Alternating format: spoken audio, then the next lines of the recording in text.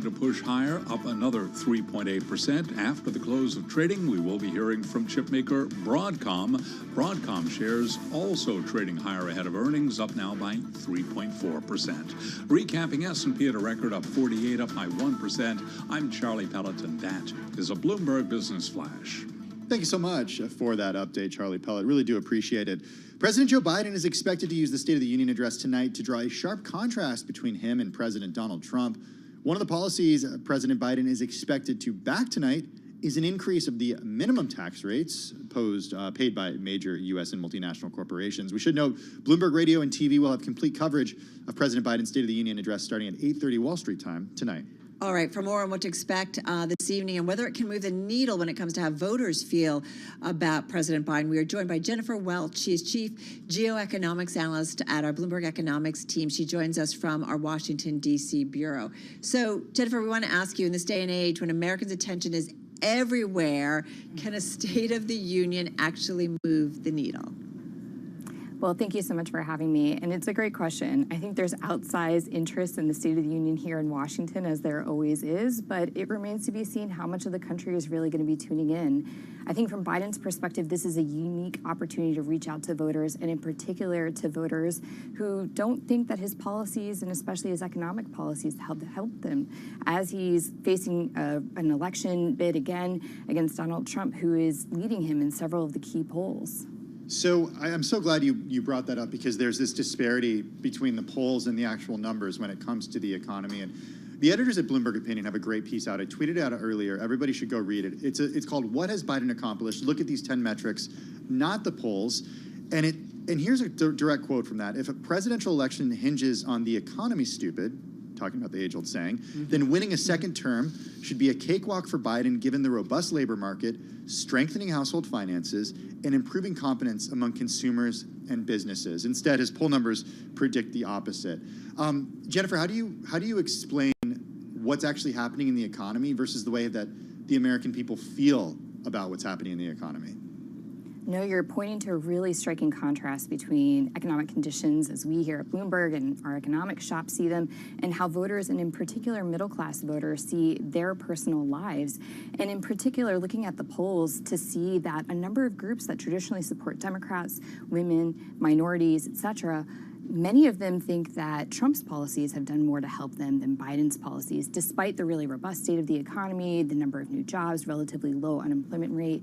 And I think what a lot of them are pointing to is, for many of them, the personal costs that they're facing, especially when it comes to food and housing, still remain higher than they would like them to be this far outside of the pandemic. And I think that's going to be the key message Biden has to address in his speech tonight, is the economy and how he's trying to translate those big headline strong numbers into real meaningful progress and conditions for working class Americans, and the steps his administration is trying to take to ease the burden on them. You know, Jennifer, I was thinking about the Republican presidential hopefuls in the lead up to until it kind of whittled down, if you will, to just a few players and really just one player.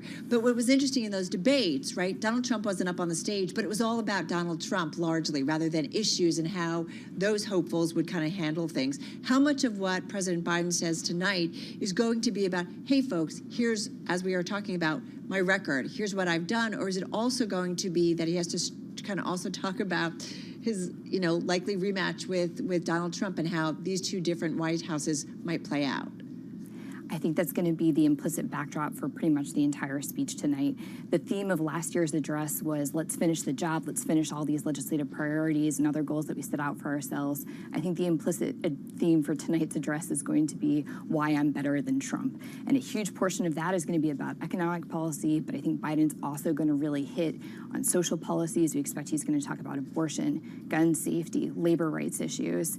Foreign policy tends to take up a lot less space in the State of the Union, but I think he's really going to emphasize, in particular, aid to Ukraine, standing with Europe, and more broadly holding our allies and partners close, and probably also trying to indicate how much his administration has done on China, because that tends to be an issue in which he wants to compete with Trump on being the toughest one. What about Israel and Gaza? How does he thread the needle there, given the fact that in his own party there's a lot of pushback against what Israel has done in Gaza, and at the same time the president has expressed support for the state of Israel?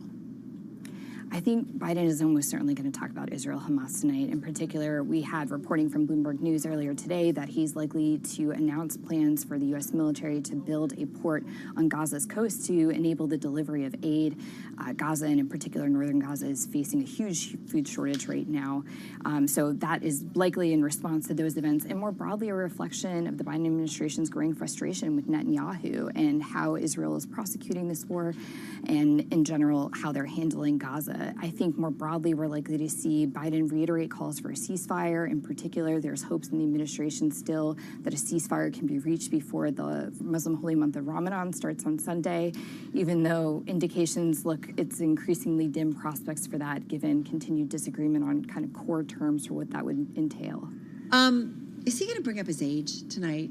I'm just wondering. It's been such a big topic as of late. I've seen a lot of folks on both sides of the aisle commenting on age. I will point out, What? Former President Trump is 2 not years? that much younger. 2 years younger? Yeah, a few years younger, Yeah. but they're around the same age. No, I'm not getting political. I'm just thinking it's been such a big part of the narrative, and maybe it is the fault, as some would say, of media kind of harping on this because it makes for whatever.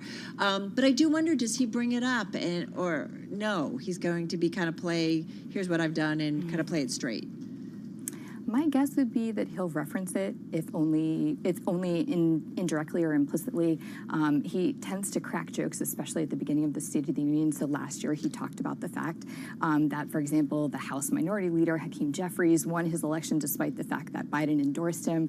He indicated that he looked forward to working with then House Speaker McCarthy, who is no longer the House Speaker, and said, I hope that doesn't undermine your prospects of actually staying in this role, which was an interesting and prescient comment, looking at how things actually progressed for then Speaker McCarthy. Right. So I would be surprised if he did, mention some of these things or did a little bit of self-deprecating humor. Having said that and having some fun, does he have to be, because of the focus on age right now in this campaign, it seems, that he doesn't make a major gaffe?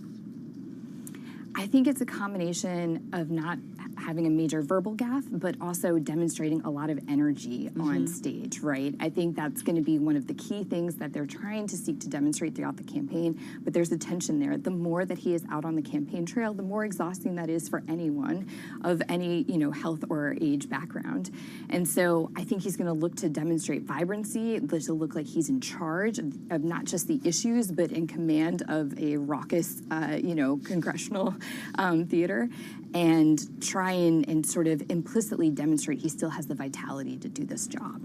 Jennifer, we began the introduction to you talking about one of the policies that the president is expected to back tonight being an increase of the minimum tax rates paid by major U.S. and multinational corporations. What do we know about that? And to what extent do voters care about policy such as that? Yeah, so in advance of the speech tonight, his National Economic Council previewed some of the key themes that he's likely to hit on, including this issue of the corporate tax, as well as higher taxes on wealthy individuals, and trying to reduce the tax burden on working class Americans, and also reduce the costs that they face when it comes to housing.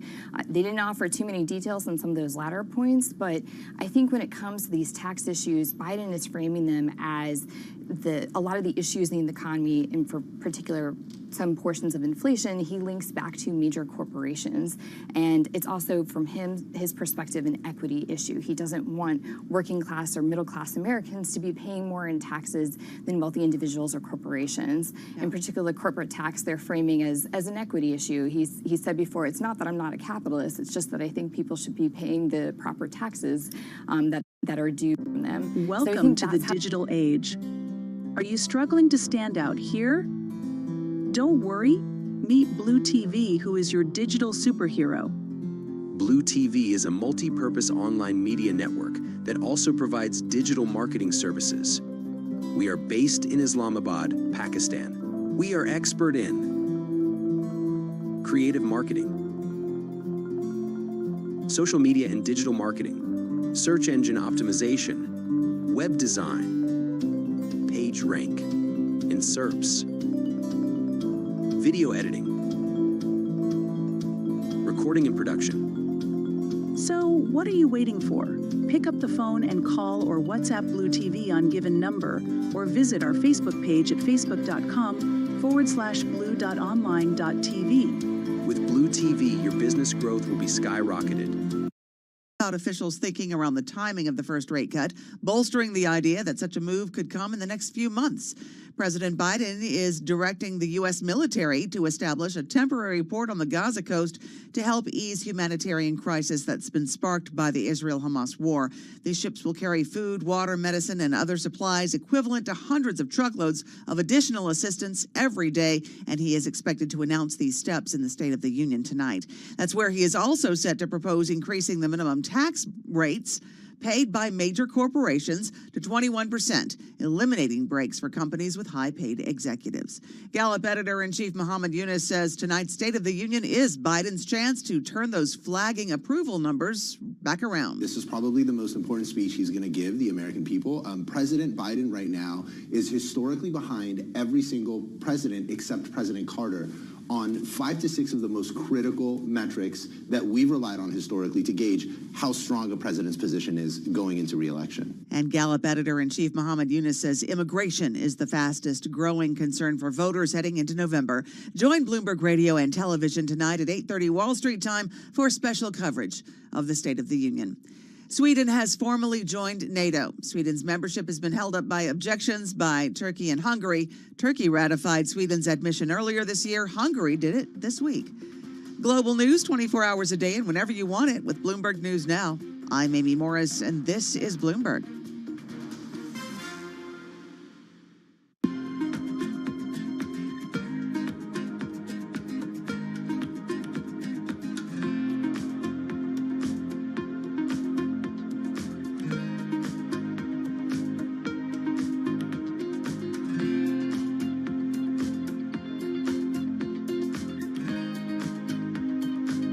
I want a bank that shows me what I spend instantly. We're Monzo. Give us a go. See? I want a bank that can help me budget for the things I need. Like a new leather jacket for Bingo. We can do that. Bingo's my cockapoo. Hi, Bingo. It's a real faff to sign up. It takes less than 10 minutes. Race you. You're on. Time's up. How'd you get on? It's a draw. Is it? We hear you, Bingo. You make Monzo Monzo.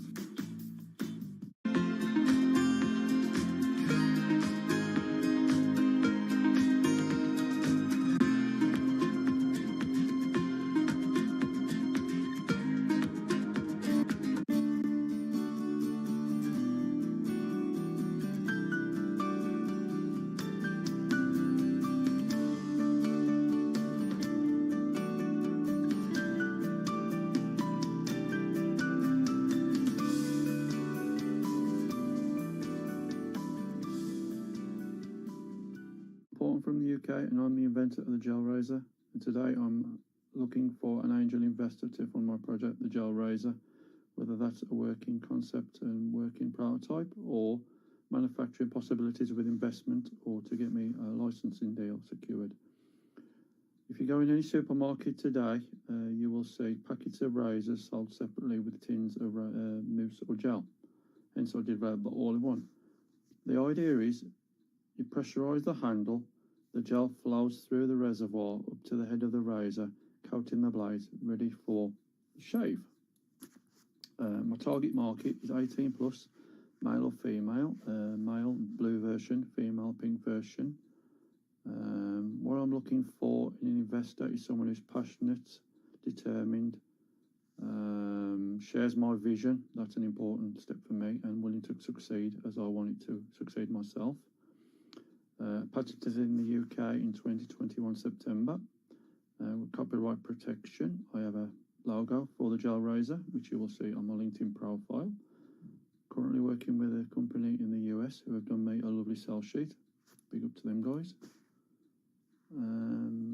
So if you're interested, contact me on LinkedIn profile, Paul J. Gwilt, GWILT, or email me at mufc219@gmail.com.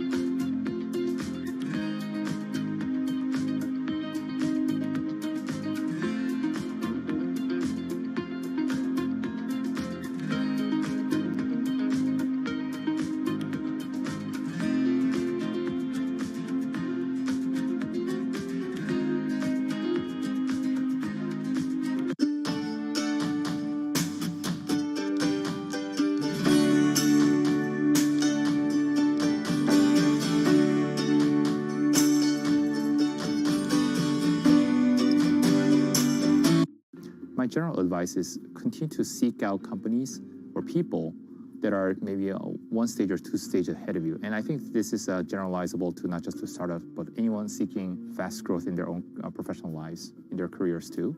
What does greatness look like? Try to seek out people who've been there, done that before, and then try to not connect with one, but try to interview 3, 5, 10 people to see what is a general pattern of greatness that look like that will get you to the next level of the company, next stage, maybe a year, 12 months from now, 24 months from now. Seek out people who kind of went down that path a few times. Then you'll start to find this pattern that start to emerge. What are things that you need to have 12 months from now, 24 months from now that you currently don't have? Then try to like build a path towards that. It's almost like Amazon's or Jeff Bezos' mantra of working backwards. Think about what your end game or next stage look like, and then figure out your steps to getting there and who do you need to work with, upgrading or coaching your existing team or recruiting from somewhere else to really level your leadership. Because ultimately, the job of a CEO is to do 3 things, right? One is get the strategy right for your company, making sure it's executed, get the right teams onboarded, getting the resources, whether it be fundraising or allocating your resources. So it's strategy, people, or team, figuring out how you need to navigate those things to get to the next level.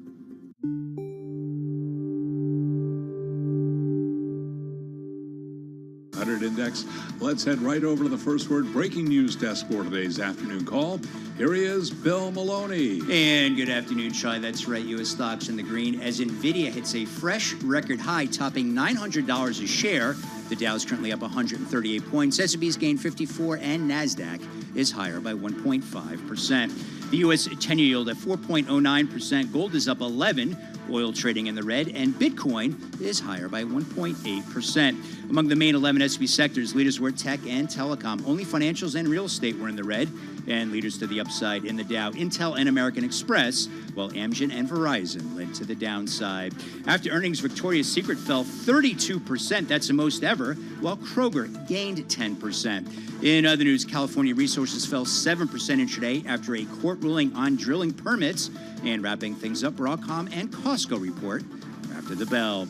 Live from the First Breaking News Desk, I'm Bill Maloney. Charlie? Okay, we thank you very much, Bill Maloney. And to hear live breaking news over your Bloomberg, type SQUAWK, S-Q-U-A, on your Bloomberg terminal. I'm Charlie Pelleton. That is a Bloomberg Business Flash.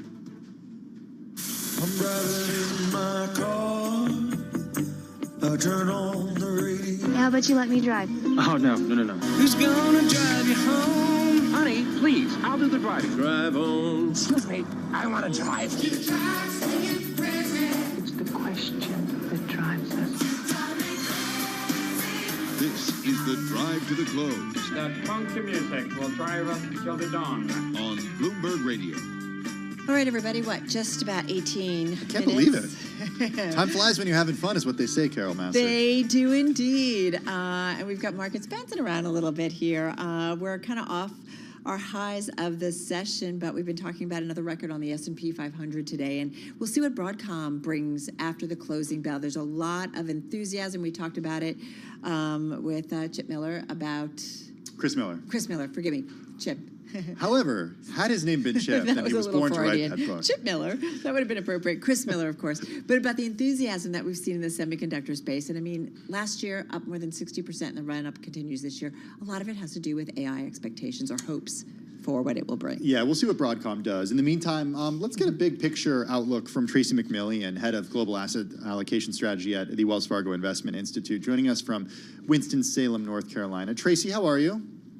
I'm well, thank you. Well, it's good to have you back with us. I do want to remind everyone, since October, the S&P 500 is up more than 25%. We do have lots of market voices coming on saying there's still room to run higher this year. You argue, though, that now is the time to start being defensive when it comes to equities and fixed income. Why? That's right. We're a little more cautious here. And, it does look like this is going to be the 17th positive week out of the last 19 weeks for the S&P 500. So, we think a pullback is probably due here. And it's probably going to come in conjunction with an economic slowdown that we see emerging over the next couple of quarters. So, we might see a spring, summer soft patch. And that would set the stage for a rebound toward the end of the year. And we think that will be the opportunity for investors to broaden out their equity exposure. Well, it's interesting. All right, so a little bit of a pullback. So you're just saying, yeah. So how much of a pullback did you say, or did you not? I did not, but a 10% pullback is not at all uncommon. We typically do see about a 10% pullback every year.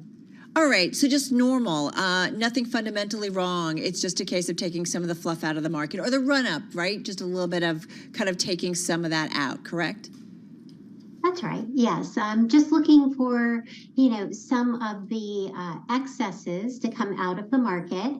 And if we were to see a pullback in the S&P 500, we think that some of the other areas of the market that have been underperforming large caps, like small caps, emerging markets, the riskier corners of the markets might perform even worse and provide a better entry point. So at this point, we've been cautious over the past couple of years now and been overweighted large caps, and that's been the right place to be. But we're just looking for that opportunity to take something out of fixed income, move it into small caps, perhaps even emerging markets down the line.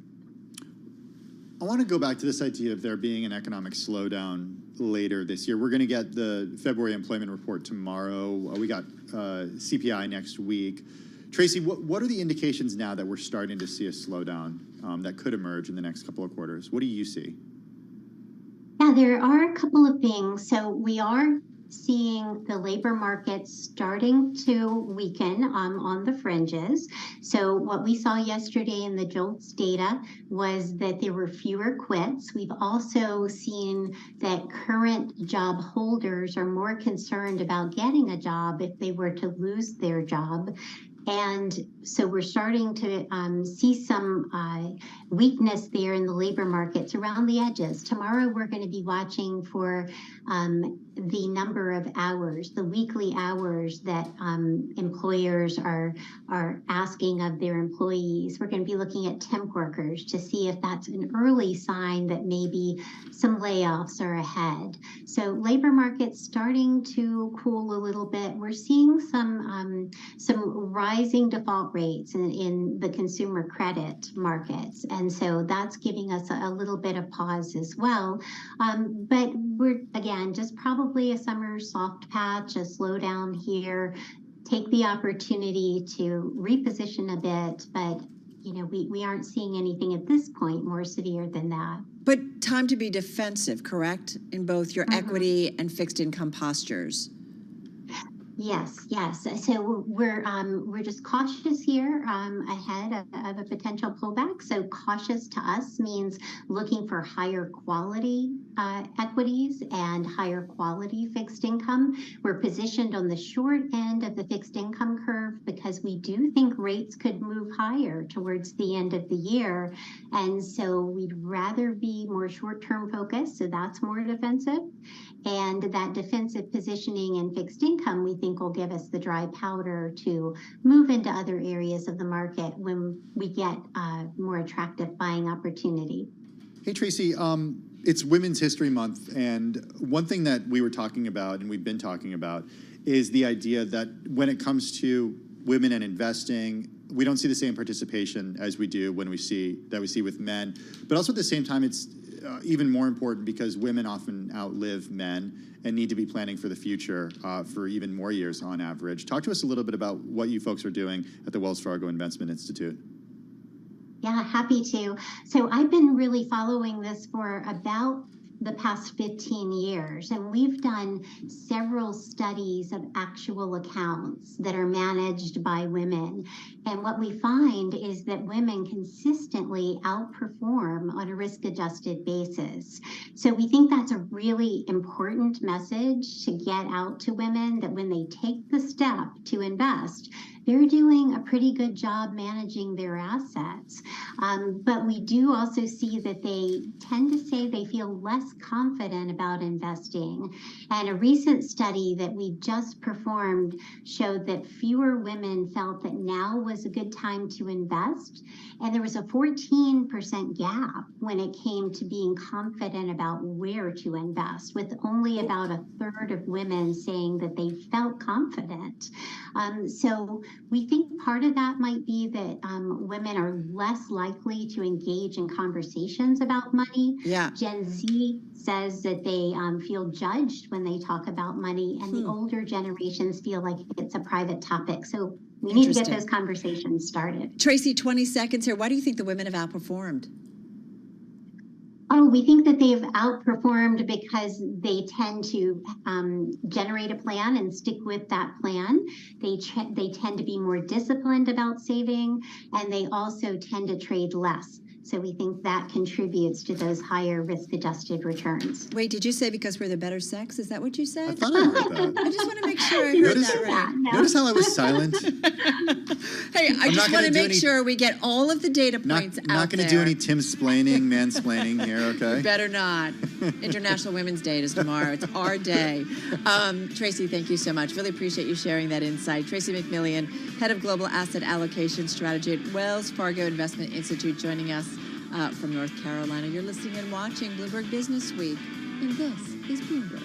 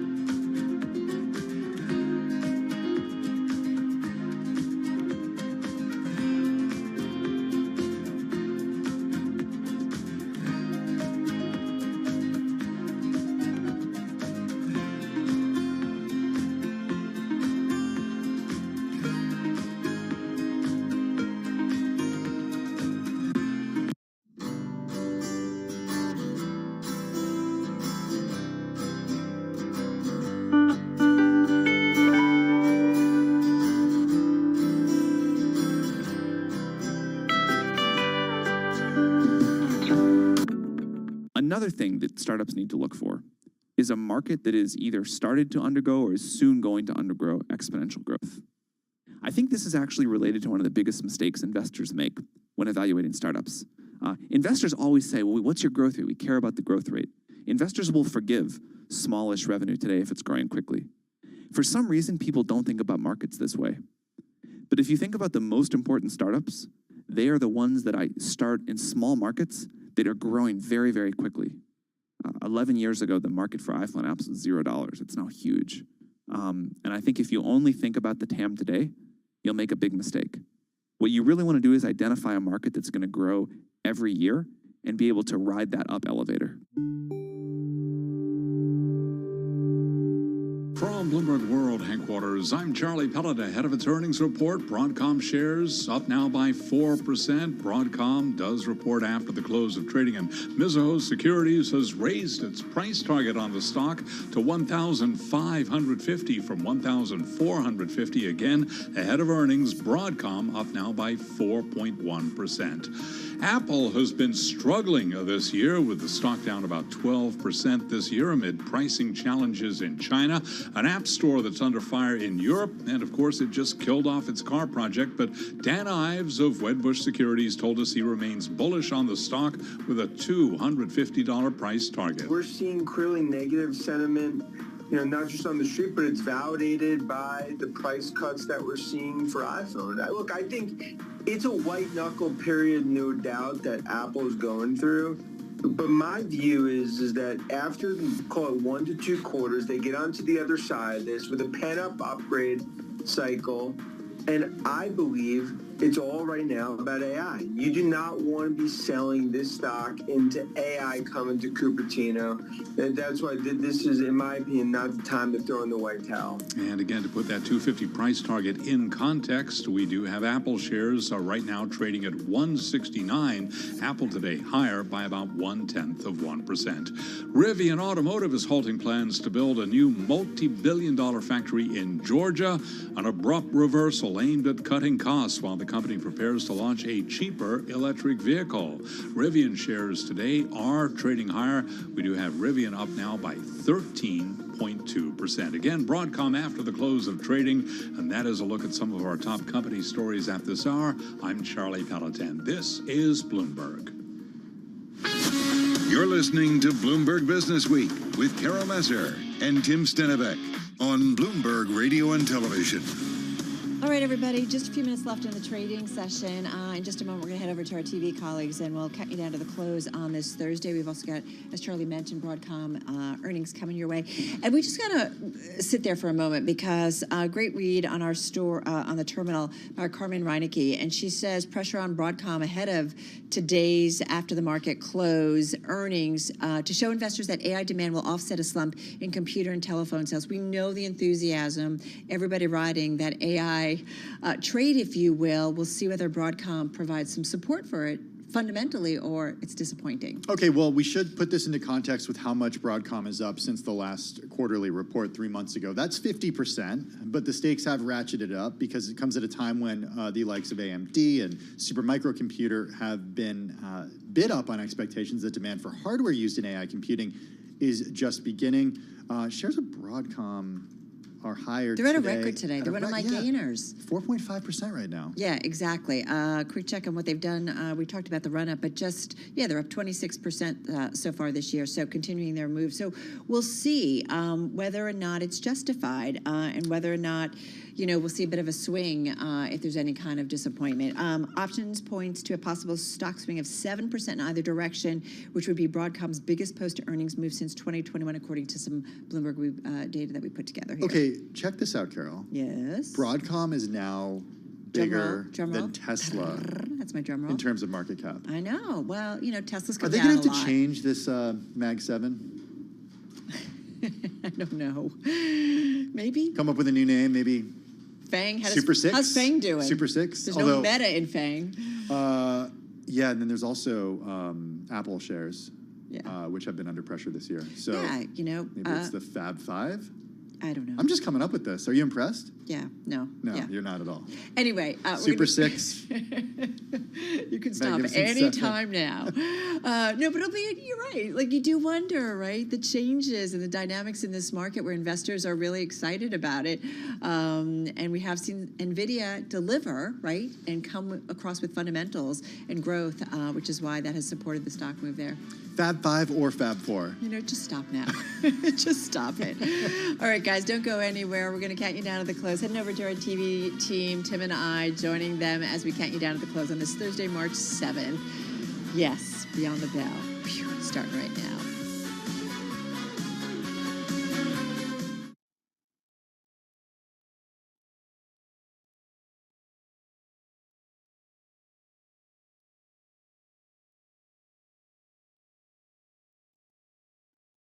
The Bell, Bloomberg's comprehensive cross-platform coverage of the U.S. market close starts right now. And right now, we are 2 minutes away from the end of the trading day. Romaine Bostic alongside Alex Steele.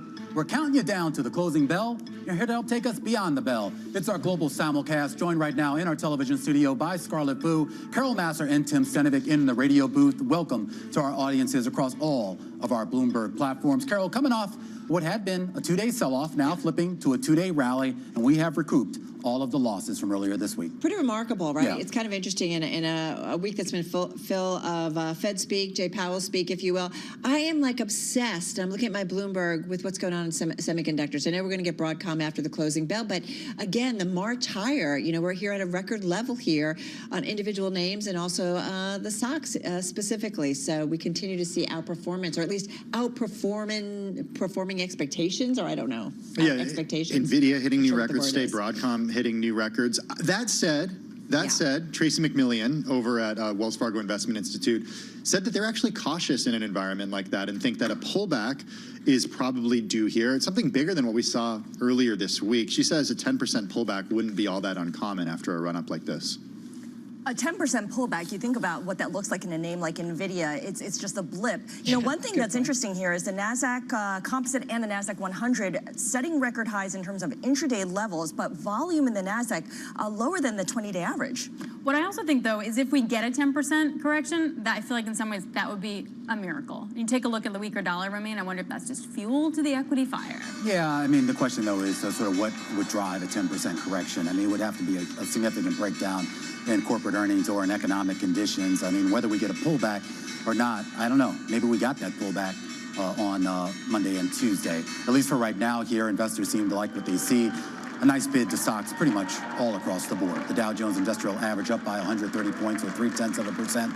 The S&P 500 higher by about 50 points or 1%, while the NASDAQ is going to close up by 240 points or 1.5%, and the Russell 2000 getting in on the action as well with a 17-point jump, about 0.8%. All right, to the S&P 500, folks, 367 names gaining ground on this Thursday, 136 Scarlet to the downside. Yeah, you look at the sector breakdown. Let's pull up the IMAP. A lot of green there with tech and communication services, each gaining at least 1.8%. In fact, all Magnificent Seven members are higher, led by NVIDIA. Materials also getting a boost, up 1.2%. Freeport-McMoRan is the big winner there. Your laggards, there are two sectors that finish in the red, and they are the financials and the real estate investment trusts. All right, guys, let's get to some of the individual gainers, if I may, on this Thursday. New York Community Bancorp continuing its move to the upside, a gain of about 6% in today's session. It's had a three-day rally of about more than 35%, so we've seen quite a run-up in the last 3 days. Of course, in the last 2 days, it's all about the news yesterday of a more than $1 billion equity infusion led by former U.S. Treasury Secretary Steven Mnuchin. Great reporting on the terminal, so you can definitely check it out. Fitch, though, also coming out today, affirming its BB+ rating on New York Community Bank and its Flagstar Bank, but said long-term profitability still remains unclear on this name. All right, another one getting a record close today. Novo Nordisk up about 9% here at the close. Company sharing promising data on an experimental daily obesity pill. So kind of moving on in terms of maybe how they treat this and how they actually, the actual treatment, if you will, to individuals. Small study, Novo said in a meeting with investors that it provides a basis for further development of the pill, boosting hopes for its future. And investors definitely doing the buy-in. Semiconductors, I mentioned earlier, on fire today. Broadcom, which will report earnings a little bit, just probably maybe about 10 minutes or so. That one finishing with a gain. Let me just bring it up there, up more than 4% here in today's session. Ahead of earnings, the semiconductor device maker's price target raised to $1,550 from $1,450 over at Mizuho Securities, and they did maintain their buy rating. So some enthusiasm there ahead. Yep, what do you want? I just want to throw another one in there, too, because we didn't get a chance to talk about it, but that big rally that we saw in Rivian earlier today, and I know, Alex, you had your eyes on that. It was kind of interesting. On the surface, it seemed like a bad report, the idea that they're going to close, not open this factory in Georgia, but they're also unveiling 2 new vehicles, particularly one that is going to be significantly priced lower than some of its competitors. The R2. Is it on your list, Romain? Yeah, I like them. I think they're good cars. They're pretty cool. Yeah. They're still very expensive. Yeah, they are. They're still very expensive. We're getting there, though. We're getting there. We're getting there. Okay. Let's talk about some of the decliners. Victoria's Secret on the list of worst performers on the day today. Shares finishing the day down by 29.7%, having their worst day, in fact, since going public back in 2021. Shares fell as much as 32%. The company did give a full-year sales guidance that fell short of estimates. The company has, of course, been working to attract and retain customers through a rebranded fashion show, expansion of swim and apparel, but those efforts have yet to pay off. And I did want to take another look at Brown-Forman, the maker of Jack Daniels. It fell yesterday. That's the second day in a row. Exactly. What's going on with you, Tim? Down by nearly 7% yesterday, finished it down today by 3%. I will tell you guys, kind of tough to find notable decliners on a day like today. He was struggling. There was a lot He was definitely moving. There was a lot moving higher. So bear with me here. ADT, the last one I want to take a look at, the security company, falling more than 10% today, down 10.2%. The company did a secondary public offering of 65 million shares. That sent shares lower by more than 10% today. Underwriters will have a 30-day option of repurchase or to purchase up to an additional 9.75 million shares from selling holders. The company also authorized a concurrent buyback of 15 million shares from underwriters, Alex. All right, well, taking a look at yields here, you got the 2, the 3, the 5. That's where all the action was. Buying coming in there. Not only did you have an ECB that kind of set us up for maybe a June cut, but you also had Powell talking to the Senate, not far from confidence to rate cuts, and also could see the case for shortening maturity of Fed holdings, and all of that sort of a more bullish for the long end and lower yields remain. Yeah, absolutely. And I do just want to also go back to stocks for a second, because there were a couple of interesting stories in the equity space. I thought the drop that you saw in Viking Therapeutics today on the back of that news that Novo Nordisk was developing now a weight loss pill to add, of course, to the shots that it has. And then that record drop that we saw in Victoria's Secret. Wasn't that supposed to be a turnaround story? I think the fundamental story is difficult with a company like that. Look, the struggles that the company's had have been well documented for years, and just because it's an independent company now and it's its own company doesn't mean it's not facing the struggles that it faced, when it was part of a bigger company, which is a lot of upstarts and different consumer tastes. Yeah, we just want to wear more comfortable underwear. I mean, let's just be honest. Read the room, like folks, that's right? Yeah, I mean, come on. Okay, DocuSign coming out with earnings. Taking a look at the fourth quarter earnings, coming in 13 cents a share. The expectation looks to be $2. That feels like maybe those are not comparable. So we'll get to that in a moment. But subscription revenue for the fourth quarter coming in at $695.7 million. That's better than estimated. Also taking a look at the first quarter forecast on the high end, looking at $708 million. This is a better than expected report. Remember, they're cutting a bunch of their workforce as the sort of pandemic moves on, and we're also looking at more competition from Adobe, but it looks like solid results. Stock up 16%, Scar. And just looking through the press release, actually, Tim, I know that you are always looking for artificial intelligence in the CEO commentary. There is none from Alan Thiessen, the CEO of DocuSign, just talking about the momentum in product innovation, customer growth, financial performance, including more than doubling free cash flow year over year.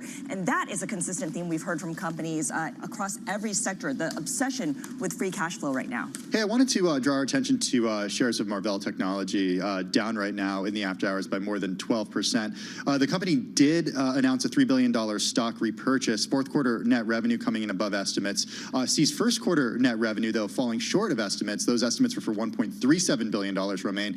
The company's saying they're going to see revenue in the first quarter of $1.15 billion. So that falling short. Yeah, kind of interesting to see, because, I mean, we talk about whether these companies are really benefiting from this AI boom. And, at least in the short term, you're just not really seeing that show up in the bottom line. Maybe there's a long-term story, but it's not necessarily in this report. And you look at their forecast, Tim, here going forward, it's not going to show up in the current quarter as well. Yeah, it's also tough when you've got a stock that's up 41% so far this year, so the expectations are high. So if there's any disappointment in terms of the outlook, I mean, that first quarter adjusted EPS for Marvell, 18 to 28 cents. The estimate's 41 cents. You can understand why investors, despite that $3 billion stock repurchase authorization, they're a little worried, I would say, Scarlett, about the outlook. They're a little worried about the outlook. I mean, it just goes to show how difficult it is for semiconductor-related companies that are not directly tied to AI in the same way that an NVIDIA or an AMD is.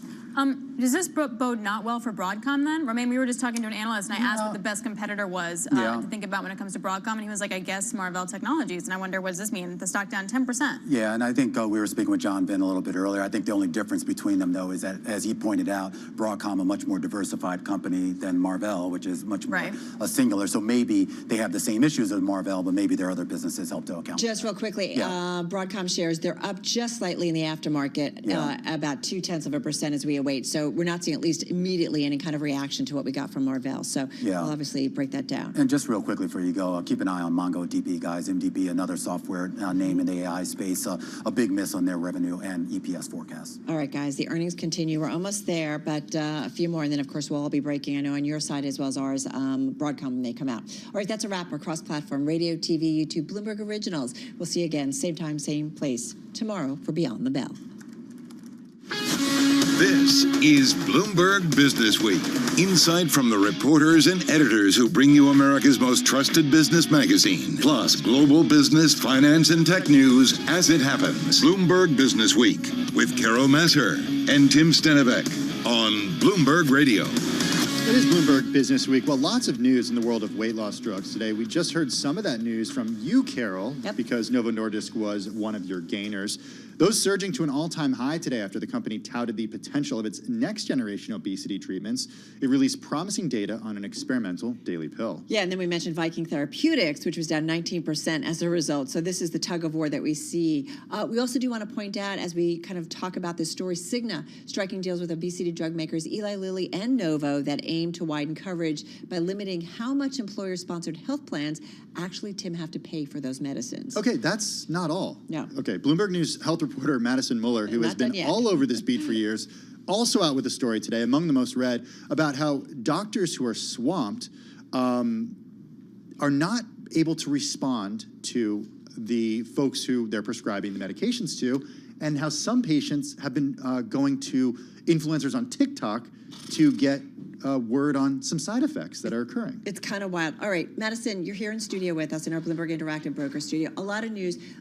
Where should we start here? Should we start with, you tell us, you take us there. I'm like, when is there not a lot of news do you about wake weight up loss? Like, you wake up in the morning and you see, like, because this Novo news happened overnight, right? Right. Because in Europe. I mean, when you wake up, you've talked to us about the fact that these companies are all working on pill versions. What people like taking pills more than giving themselves shots. Carol. Absolutely. So this is kind of the next thing. Important development. Yes, important development, especially important for Novo because, like we've talked about before, Lilly has this pretty robust pipeline of what's coming next. And in terms of pills, everyone is very excited about the one that Lilly has sort of in the works right now. And there's been some concern that what Novo's working on might not be as effective, might not be as exciting as Lilly's portfolio. So I think today that, like, this reaction that we're seeing is some of relief that, like, wow, they actually do have a lot going on still and could have, and very well could have products that will compete with Lilly's in the next generation and for years to come. Before we move on, I mean, ultimately, is there going to be a winner in this space? Will there be multiple winners? It feels like multiple right now. Yeah. Is it going to be, wow, this drug makes you lose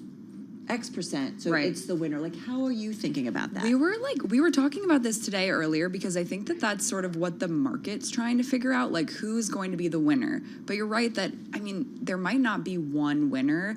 And I think it's interesting that both Lilly and Novo right now are trying to hit every level of weight loss. So they are trying to make products that, regardless of if you want to lose 5% of your weight, I mean, maybe not that low, but 10%, 15%, 20%, 30% even, like they will have a product for you, whether you want an injection or a pill, or like they don't want you going to Lilly's drug because you only need to lose 15% of your weight. Like it's, you know what I mean? Well, so no, that's okay. You can smack the mic around. Getting excited over here. But I mean, in terms of your story and getting to side effects, like different drugs have different side effects, right? Different drugs feel different for different people, right? Yeah, exactly. And part of the problem right now, which we talk about this in the story, is that because these drugs are so popular, there's so much demand for them, they're getting distributed in other sort of like non-traditional channels. So a lot of telehealth prescribing, a lot of med spas. I mean, you walk around here in New York and you see semaglutide or tirzepatide offered at whatever med spa, and like we don't really know exactly what those are. Or get your weight loss drug. Exactly. And so there's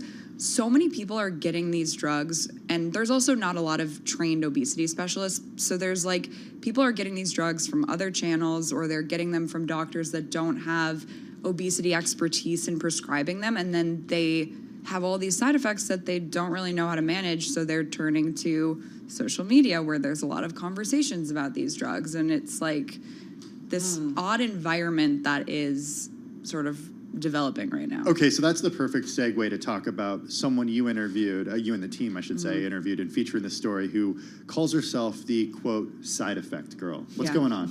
Yeah, so Jennifer Witherspoon, she is one of the big influencers on TikTok, GLP-1 influencers. Did not know until today there was a thing. Right, which it's kind of... But I'm not like a TikToker. Yeah. And it happens quickly sometimes. It does. I mean, I think that's what, none of these people went to TikTok being like, I want to be a social media influencer. I mean, it's not like the Gen Z people that you see on TikTok. I mean, I talked to a woman for this story who's 70, and she's like, I went on TikTok because I needed to spy on my friend's granddaughter. But then I found all of this information about GLP-1 drugs, and I was taking one, so... It found you. Yeah, exactly. But this is not a conversation about the TikTok algorithm. The algorithm knows, yeah.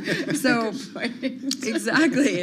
And I think, I mean, I go on, maybe it's because I'm talking about these drugs all the time, but I go on TikTok and that's all I see as well. So this woman, Jennifer, has sort of created this following on TikTok because of her knowledge and know-how of side effects, which are all firsthand experience. But it also speaks to how the medical community isn't necessarily equipped right now to handle what's coming at them. Exactly, right. I mean, there's not nearly enough obesity doctors. These medications are relatively new still, too. So, like, doctors are figuring out best practices. But having said that, is Jennifer equipped? She's not a doctor, right? Like, and certainly she can... Didn't we used to just Google this stuff? Right.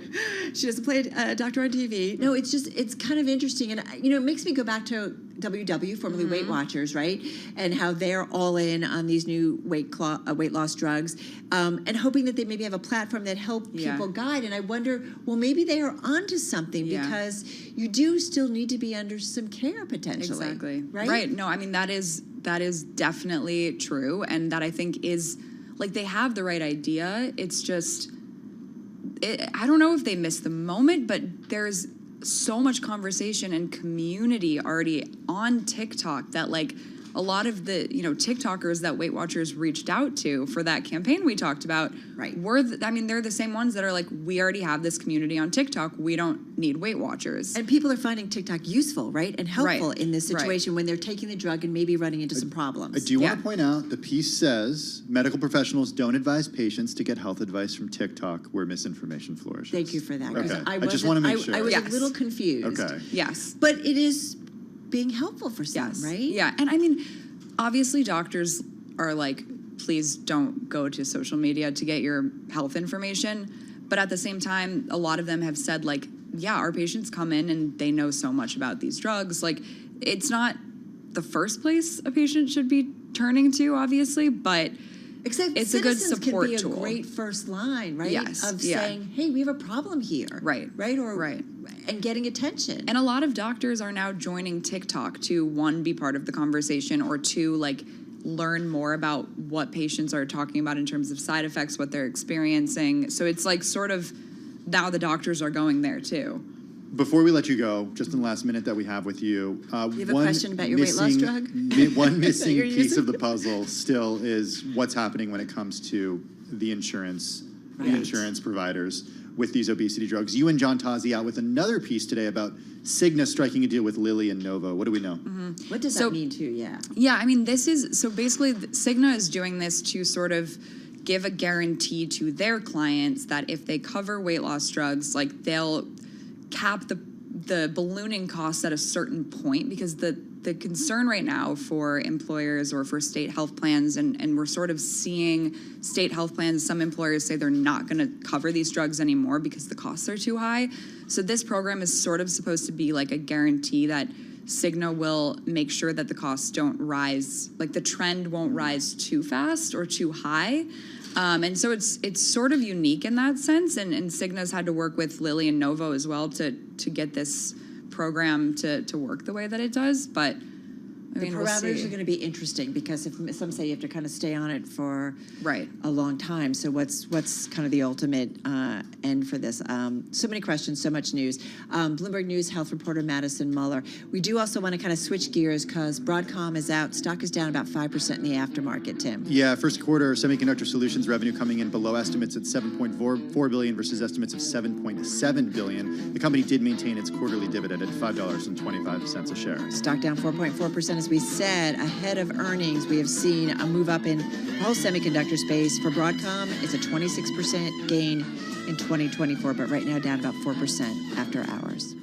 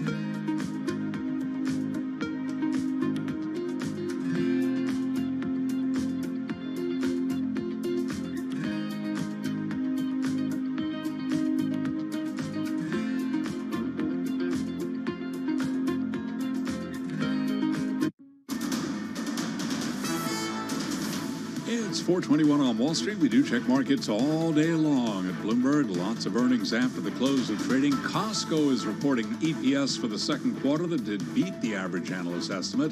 Also reporting earnings after the close of trading. Broadcom, moments ago, we heard Carol mention that Broadcom are reporting semiconductor solutions revenue for the first quarter that did miss the average analyst estimate. Broadcom, after hours, right now trading lower by 1.4%. It turned out to be an up day, not just an up day, but a record-setting day for the U.S. stock market today. The S&P 500 index climbing higher by 52 points to 51.57. That was a gain today of 1%. Dow Industrials up 130, higher by 0.3%. NASDAQ up 241, up 1.5%. The NASDAQ 100 index up today by 1.6%. 10-year 4.08%, the 2-year 4.50%. 2%. Gold up 51 cents the ounce to $21.59. A retreat for crude, lower a little change, down 0.3%, $78.90 a barrel. Bitcoin up 1.4%, 67,386 right now on Bitcoin. Again, after ours, Costco shares down 3.5%. Also after ours, we got shares of Broadcom trading lower. Broadcom now down by 4.1%. I'm Charlie Pelleton. That is a Bloomberg Business Flash. All right, Charlie, thank you so much. Carol Master along with Tim Stanovic live here on Bloomberg Business Week. We're going to just stay with Broadcom for a moment because we said, you know, all bets are off if we see some disappointment because the expectations on the semiconductor space, particularly anything to do with artificial intelligence, they have been high, the expectations. Shares of Broadcom, as you heard from Charlie, Tim, down about 4.5% here in the aftermarket. Yeah, the company's semiconductor division posted revenue of $7.39 billion. It missed the $7.7 billion projected by analysts. We should note that sales in fiscal 2024, which ends in October, will be $50 billion, the company said. The company has suspended quarterly projections while it integrates and restructures its acquisition of the software maker VMware. Bottom line, the results suggesting, according to our Ian King, that the AI computing spending boom may not be lifting Broadcom chip sales as much as hoped. CEO Hock Tan has promised that this area will account for a quarter of the company's revenue this fiscal year, but Broadcom's infrastructure software sales did beat analyst estimates. So, yeah. I will say shares are still up 26% so far this year. Well, yeah. And shares last year were up 104%. Riding, they call it the AI wave, Tim. So, you know, a decline today of, what, 4%? At least now, 3.7%. The call hasn't started. No. Wait for trading tomorrow, of course, but still notable. Yeah, and just quickly, Costco down to about 4.5% here in the aftermarket. They came out second quarter total revenue, a little bit of a miss, $58.44 billion. The estimate was for $59.04 billion. So maybe some disappointment over that. So a couple of names, but obviously Broadcom. You know what was not disappointing? We bought some chocolate chips from Costco recently. Yeah. And they were good? We accidentally ordered 10 pounds of chocolate chips. I'm not joking. Chocolate chip party for everyone. We thought we were ordering like 2 small bags. I bet your son is happy. Yeah, we made a lot of cookies. Well, you know what I bought recently? What did you buy? A few bottles of wine. Oh, good. You buy chocolate chips. You got little kids. I buy a bottle of wine. My kid's in college. All right. At the beginning of each year, speaking of wine and spirits polls what it considers the best restaurants all over the United States to get a better understanding of where the wine industry is and where it is going. Things like the most popular wines at that given time and more. Well, the results from the poll, they're not out yet, but we're getting a sneak peek at some of the results from Josh Green, the editor-in-chief of Wine and Spirits magazine. He's here in the Bloomberg Interactive Brokers studio. He did bring some wine for us to drink. We're not going to pop the cork until we're so excited. a little bit later. But Josh, we're going to get to the poll in just a few minutes. Welcome, by the way. How are you? Thank you. Good to see you, Tim. Good to see you, Carol. Yeah. I want to start big picture here because 4 years ago, it's great. We're in March, and every March I think of the pandemic now because 4 years ago we were at this point where things were about to shut down. When they did shut down, it turned out a lot of us started drinking a lot of wine. And I'm wondering, post-pandemic, where things are in the wine industry. Things are a bit of a struggle in the wine industry right now. In fact, I think that the supply issues never really balanced out, and that, in addition to a lot of changing demographic trends, have really hit the industry pretty hard this past year. We saw it in our poll, and we also saw it in some data that was just released by SipSource, which is part of WSWA, the Wine and Spirits Wholesaler Association, where they look at depletions, wholesaler depletions. And in year over year, 22 to 23, volume was down by 8.1%, which is significant. And Nielsen, I think, the inventory was taken down because of a lot of. Help me understand. It's really, people don't really know exactly. I don't think people know exactly what's going on. I think that people say that young people are drinking less. Whether young people want to be drinking less or just simply can't afford to be drinking at the prices that wine costs now is another question. I found a lot of good $20 bottle of wine. They're great $20 bottles of wine. Right? They're great $12 bottles of wine. Yeah, exactly. I think there's we've talked about this a lot, but there's no question that the younger demographic is not drinking at the same rate that previous demographics were. Athletic Brewing, you know, the non-alcoholic beer.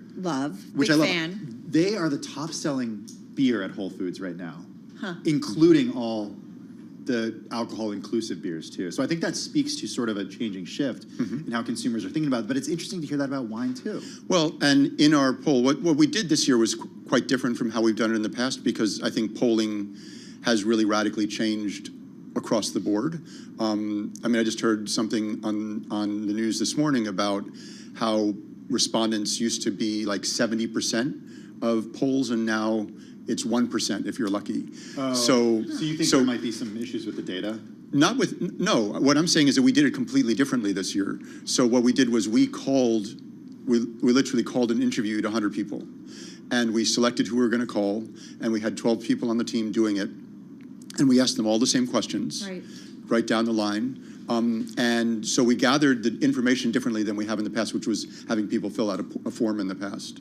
And so it's less data than we've had in the past, but it's we're asking very different questions. Is it more nuanced or more, do you feel like more specific in terms of the way you guys did it? It's more nuanced, yeah. And it's also that we were able to do a lot of follow-up questions with people on the spot. You know, when people would tell us that they were moving in this direction or that direction, that we could really then pin them down to why and what that was about. And it really, what was fascinating to us is that it mirrored exactly what you're talking about, Tim. We heard so much about non-alcoholic wine and non-alcoholic cocktails, which we've never heard about before in our polls, ever. Kind of wild, right? Yeah, and we've had, I'm trying to think, forgive me, I can't remember if it was... Reserve Bar? No, I can't remember what the company was, big alcohol company, but they talk a lot about, I think, some of the non-alcoholic, worlds that they are getting into because of the demand that are there by the younger generation. There's a big demand for it, and a lot of people who are doing tasting menus with pairings would traditionally do, like they've now turned to doing a tasting menu and a vegan tasting menu or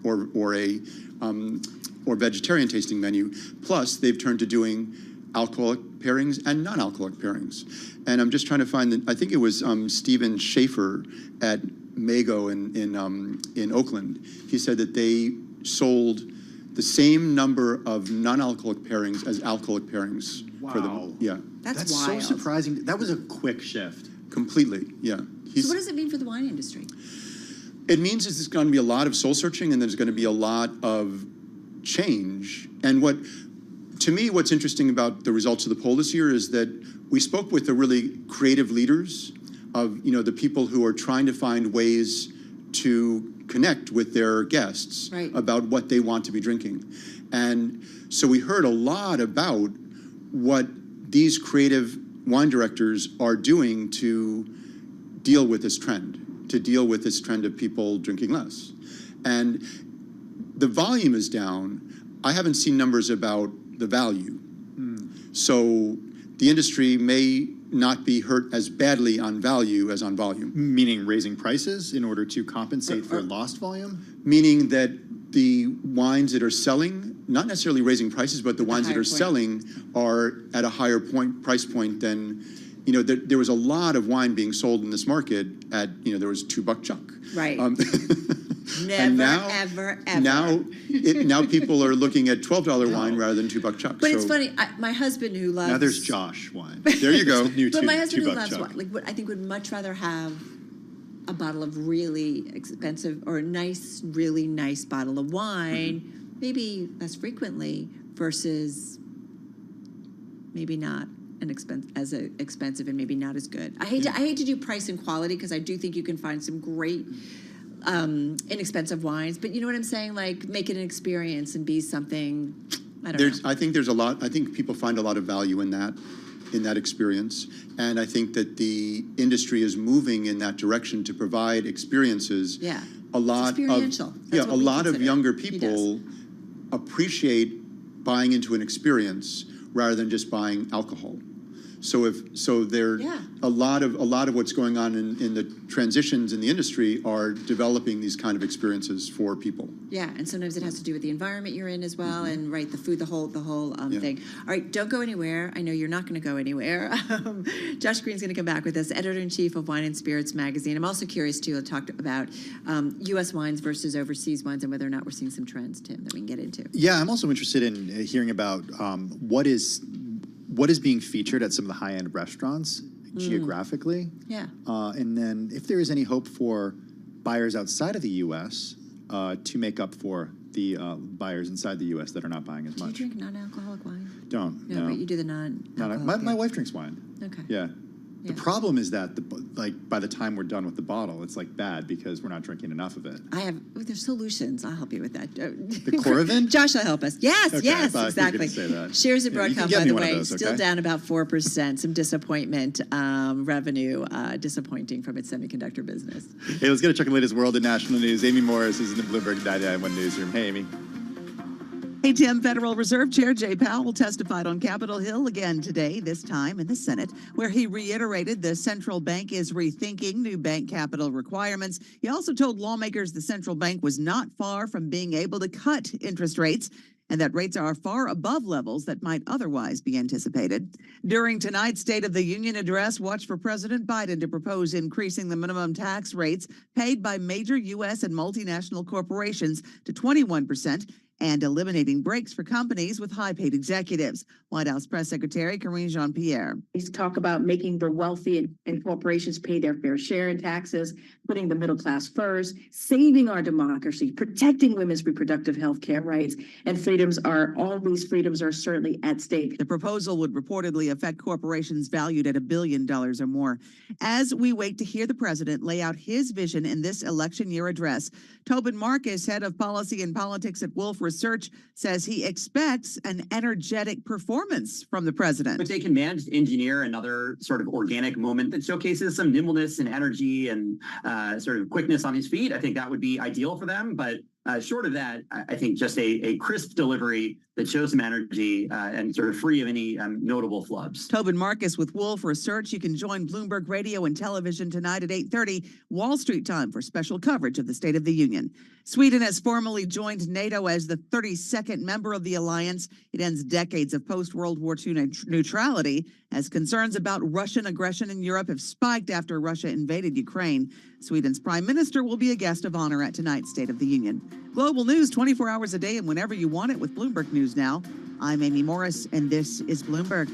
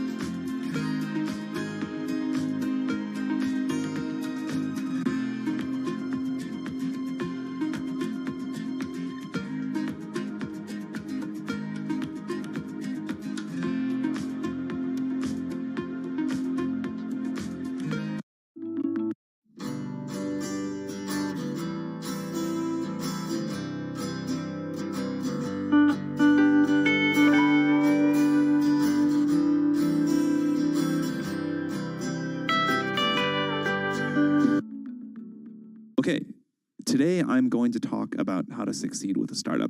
Obviously, more than can be said here in 20 minutes, but I will do the best I can. The most important thing, the number one lesson we try to teach startups is that the degree to which you're successful approximates the degree to which you build a product that is so good, people spontaneously tell their friends about it. Startups always ask us for the secret to success. They always want to believe it's something other than this, because this is really hard to do. But this is it. If you can build a product that is so good, people spontaneously tell their friends about it, you have done 80% of the work that you need to be a really successful startup. If you think about the most successful companies you know, Google, Facebook, whatever, you probably found out about them because a friend of yours said, you got to try this, it's great. So this is the bar. Something that people love so much they tell their friends about it. One important indicator for a product like that is a product that's simple to explain and easy to understand. If you can't explain in a few words what you do, and if at least some people don't say, oh, that's pretty interesting, that's usually a mistake. It's usually a sign of unclear thinking or a need that is not big enough.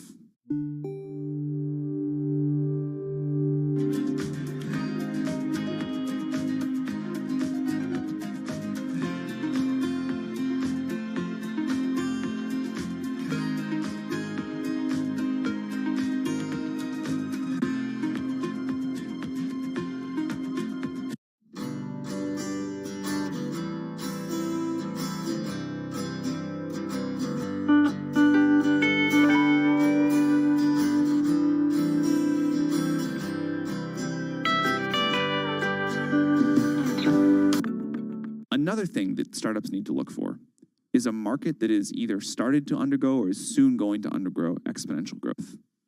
I think this is actually related to one of the biggest mistakes investors make when evaluating startups. Investors always say, well, what's your growth rate? We care about the growth rate. Investors will forgive smallish revenue today if it's growing quickly.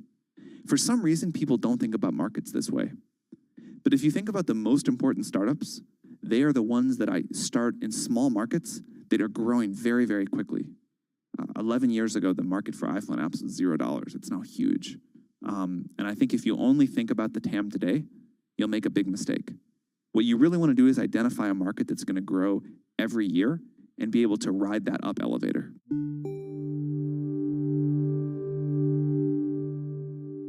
After hours for Broadcom. Broadcom, of course, a chip supplier for Apple and other big tech companies. Broadcom is reporting disappointing revenue from its semiconductor business, even as it says AI is helping fuel demand. Again, after hours right now do have shares of Broadcom lower now by 3.1%. Also reporting earnings after the close of trading, we heard from Costco, the retailer, a revenue miss there. Costco's second quarter total revenue came in at $58.44 billion. Estimates were for $59.04 billion. Shares are selling off. After hours, Costco wholesale now down by 4.2%. A record for the U.S. stock market today, with the Dow, the S&P, and NASDAQ all advancing. The S&P up another 52. The S&P now at 51.57, up by 1%. Dow Industrials up 130, a gain there of 0.3%. The NASDAQ Composite Index up 241 for NASDAQ. That was a gain of 1.5%. 10-year yield 4.08% with a 2-year 4.50%. But Tracy McMillian, head of global asset allocation at Wells Fargo Investment Institute, who was a guest right here on Bloomberg Business Week, explained why she is now playing defense. We're a little more cautious here, and it does look like this is going to be the 17th positive week out of the last 19 weeks for the S&P 500. So, we think a pullback is probably due here, and it's probably going to come in conjunction with an economic slowdown that we see emerging over the next couple of quarters. So, we might see a spring-summer soft patch. And you can hear more of that conversation on the Bloomberg Business Week podcast. Spot gold up 0.5%, $21.59 the ounce. West Texas Intermediate crude, little changed at $79.17 a barrel. So again, recapping, stocks higher. S&P at a record. After hours, Costco now down by 4.5%. Also after hours, Broadcom down 3.3%. I'm Charlie Pellet, and that is a Bloomberg Business Flash. All right, certainly watching those earnings in the aftermarket. Charlie, thank you so much. I want to get back to our guest at this hour. It's been quite a week already. We're not quite done, and grateful to have Josh Green with us, editor-in-chief of Wine and Spirits magazine, here in our Bloomberg, here in our Bloomberg Interactive Brokers studio. And Josh, we want to talk a little bit more about kind of some of the trends that you're seeing. As we do this, we are going to have Stephen Schmitz is here with us, who came along with you, and he's going to open up a bottle of wine for us so that we can sample a little bit. I think the first wine is a white wine. A white wine from the Azores, yep. From the Azores, okay. Nice pronunciation. How do you say it so that we all know?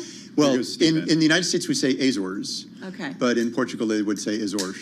Okay. Are you having some trouble over there? Steve's gonna. All right, Steven got the pop. That was not trouble. He knows how to do it. Is that one of the trends that we're seeing in terms of wines that people are either asking for or restaurants are playing with? What do you see? So the main trend that we saw in the poll was that a lot of the leaders in the wine director industry, the sommelier industry, they are looking for alternatives to the big name wines and the high priced wines.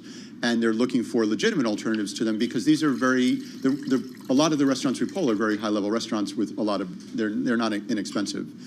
But one of the things we asked was, what new category or region did you add this year that got the most traction on your list? And the more people, so 13 out of 100 people said Portugal. That was the most of any region that people responded. Why is that? Well, many people said that it's because people are traveling there. And Everybody's going to Portugal. My parents are going to Portugal in a few weeks. Everybody's going to Portugal. So it used to be that people would go to Tuscany, come back and want to drink Chianti. Yeah. And now people are going to Portugal and coming back and wanting to drink Portuguese wine. And so this is a Portuguese wine that we brought, and this is like Tell us about this. This is killer wine. Smells really. So I'm not a huge we actually white brought wine, but two it wines smells. from our top 100 event that we just did 2 weeks ago. Awesome. Na zdrowie, as we say. I'm a Slovak. So this is from the Azores, and it's from Arinto de Azores, which is a white grape. And the vines are more than 100 years old. That's nice. So it is very concentrated. Yeah. It's also in a place that's very windy, so that deepens the concentration of the wine even more because the wind is drying out. The wind is drying out the grapes a bit. Yeah. And it also has a lot of salinity because you get all of the ocean spraying salt into the land there. Yeah. So it's really good. It's lovely. I really like it. I love this wine. I'm not a huge fan of white wines. This is lovely. Lovely. What's the varietal of this wine? So the varietal is Arinto, but it's Arinto of the Azores. Okay. So there's Arinto on the mainland in Portugal, different grape. Very far away, geographically. Yeah. I mean, 1,000 miles. Yeah. But culturally, not so far away. And there are big communities of people from the Azores here in the States. Right. So this would be obviously much crisper and finer if it's colder, but we like to show the wines at sort of cool room temperature so you can actually really taste them. And I think the length on this wine is extraordinary. Are we also then seeing, I'm assuming as people are traveling and bringing, what they find overseas or in Portugal, that restaurants are responding in terms of expanding what's on the wine list a little bit in terms of the offerings? So what was fascinating to me... Stephen, you can go ahead, and I know he's got another, we're going to move from white to red in a moment, so Stephen's going to open up Are you another done with your white? No. Okay. We've polled these juggle. restaurants for 35 years. Yeah. We've never heard a peep about Portugal. Not barely a mention in any description of wines that they were selling. And this year, Hak-Soo Kim at Per Se was talking about it. Interesting. Aldo Sam at Le Bernardin was talking about it. Across the country, people were talking about it. Yeah. It was really surprising. That's recognition. I mean, these are, you're talking about your top restaurants. Well, Aldo was saying that he has a wine called Koch from a producer called Niport in the Douro. And there's a wine that is made in a similar style to a white Burgundy, but it's obviously very different grapes, and it's a very different climate. But it gives you the same, it sort of scratches the same itch as a white Burgundy would. And he poured it for a couple collectors who had come in that don't know about Portugal wine at all. They loved it. They wanted to buy a case of it when they left. Yeah.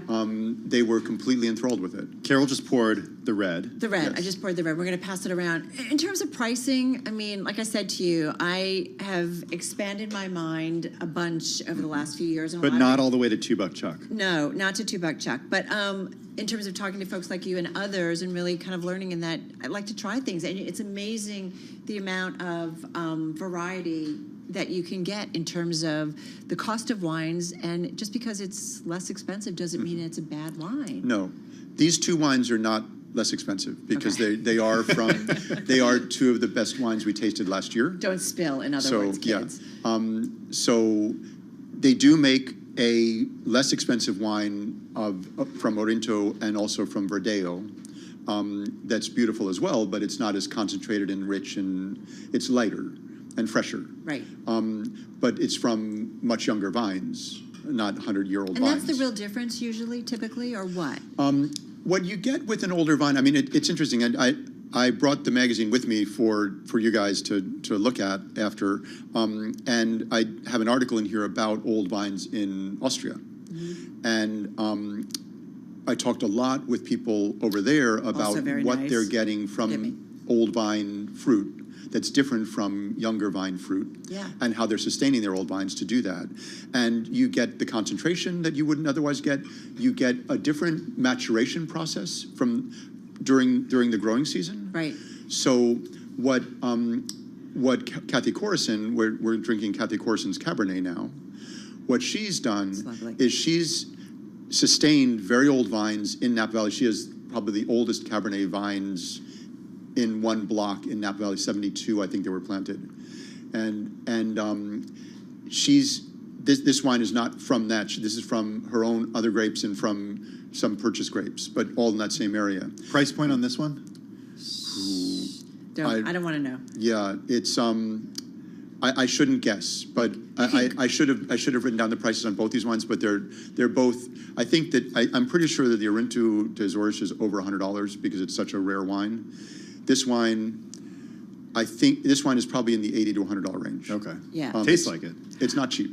We didn't get time for this, and I think we've touched on this in the past here, but I love the idea of the age of vines, preserving them, the sustainability, because that's become such a big part of the industry. So because we didn't get to really move all the way into that, you're just going to have to come back soon. Absolutely, yeah. But thank you so much. Final thoughts, five seconds here? 5 seconds. I think that the industry, you'll see if you go out to restaurants, you'll see a lot more new stuff from Portugal, from Spain, from Central Europe, from Chile and Argentina. You'll see a lot of new alternative wines. Josh Green, thank you so much.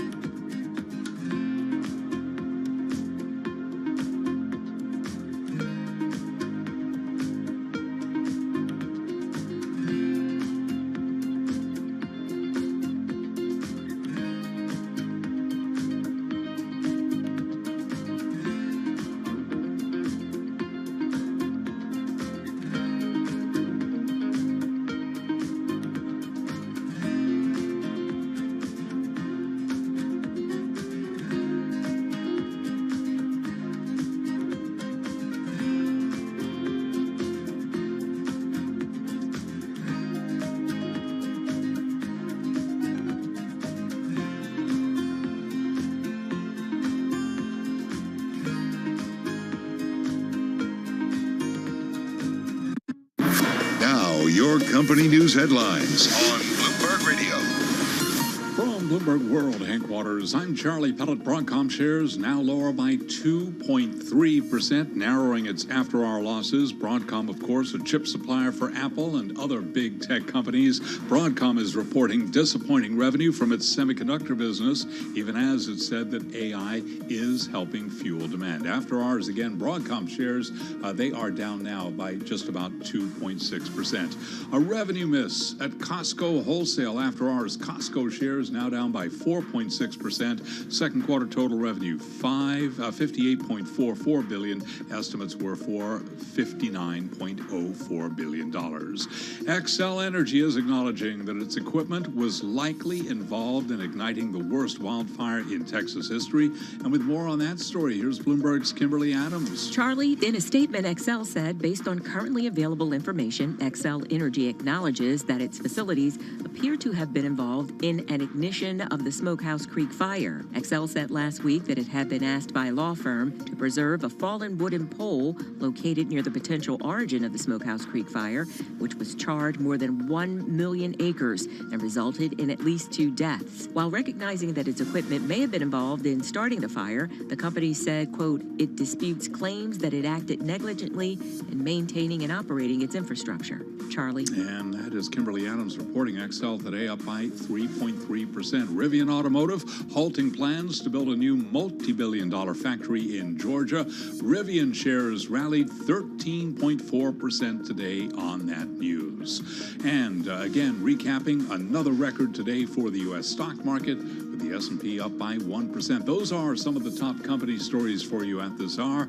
I'm Charlie Pelletan. This is Bloomberg. This is Bloomberg Business Week with Carol Messer and Tim Stennebeck on Bloomberg Radio and Television. All right, everybody. Yep, Tim and I getting ready to wrap up the Thursday edition of Bloomberg Business Week. But don't go anywhere. As you know, Daybreak Asia, the Asia Open, coming our way in over the next few hours in Daybreak Asia. Anchor Doug Krisner in studio. Hey, Doug. Hi, Doug. Good. How you doing? So it's going to be an abbreviated show tonight, obviously, because of the State of the Union, and we're going to be covering that. Talked about that a lot. Yeah, and I'm wondering whether Biden is going to make mention of any of the policies that the administration has put in place targeting China. I'm thinking export controls, which is a part of, the conversation I think you may have had with Chris Miller earlier. Absolutely, yeah. Yeah, what did he have to say? So it was interesting. We asked him big picture why there is, the book is called Chip War that he wrote. Mm-hmm. And Carol made the good point when we were doing prep for it that this actually is a war, especially when it comes to these export controls and what the policy is with the Biden administration, right, what they're trying to do. Or the U.S. pressuring its allies to go along with some of these constraints or limitations on China specifically. We asked what the biggest concern is, and he basically said it's all about weapons scale, and it's weapons quality and quantity. And he made the point that the U.S. wants to keep its weapons quality advantage when it comes to its arms, and the way that it sees doing that has to do with making sure it keeps a safeguard on this technology. He said the first chip was invented to direct nuclear weapons. That's true. But the other thing I think is very interesting in the region, there is so much production that's concentrated in Taiwan, TSMC, I think, 80% of global chip production at that foundry. And, we were talking, and I think I may have emailed this to you earlier. 50 years ago, the number one export from Taiwan was sugarcane. Yeah, not anymore. But how long it takes to build that kind of infrastructure, that's a story about Morris Chang, an entrepreneur. But even before Taiwan became home for a lot of chip manufacturing, it was Hong Kong, it was Japan. So there's been, over the last, let's say, 50 years, a lot of fluidity in the way in which manufacturing has kind of moved to different jurisdictions in the Asia Pacific. But right now, no doubt about it, heavily concentrated in Taiwan. Well, the interesting thing, too, that we talked about, right, Tim, is that Apple, Microsoft, Google, Alphabet, they're all, moving ahead or already doing their own chips. But the thing is, they can design, but who ends up making it? Absolutely. It's the giant fabricator, TSMC. And NVIDIA. Right, all of NVIDIA's chips are made by TSMC. So the urgency now to get back to the Biden administration, State of the Union, this urgency that we have to repatriate those facilities after 50 years. You read the story, what Miller's writing about companies like I guess National Semiconductor maybe and Micron Technology moving their facilities offshore from the United States. That's a bit of a big regret at this point, right? Well, so how do you bring that back but now? look at what TSMC is. They're concerned about China's control, certainly over without that. a doubt. And so they are looking to expand their facilities outside of Taiwan, right? Without a doubt. So well, and the United kind States is on that list too. Exactly. Doug, he also made the point of, Carol asked him about, what are the companies that we should be watching? And he said a lot of attention gets placed on companies like NVIDIA, like TSMC. But think about the companies that actually manufacture the equipment. The tool makers, right? So ASML, for example. Yeah. And the technology that they have, no one else is doing. That story on that company is just fascinating. How much are these machines? And